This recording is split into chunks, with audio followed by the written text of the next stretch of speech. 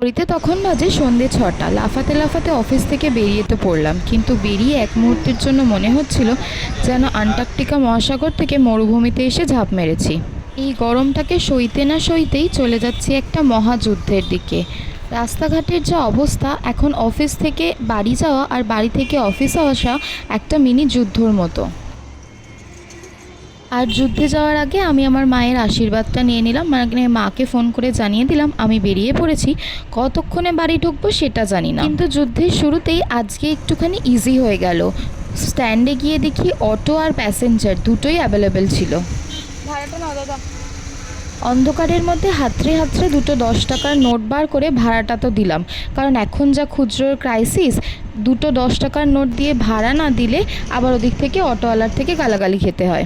যাই হোক, অটোতে করে তাড়াতাড়ি করে হাটকোমর তো পৌঁছে গেছিলাম, কিন্তু এখানে 10 থেকে 15 মিনিট বাদে অপেক্ষা করার পর বাস পেয়েছিলাম। কিন্তু বাস পেয়েও বা কী হবে, এর থেকে তো হেঁটে আগে পৌঁছে যেতাম। যা জ্যাম, যা অসহ্যকর অবস্থা, আর তার মধ্যে এই গরম।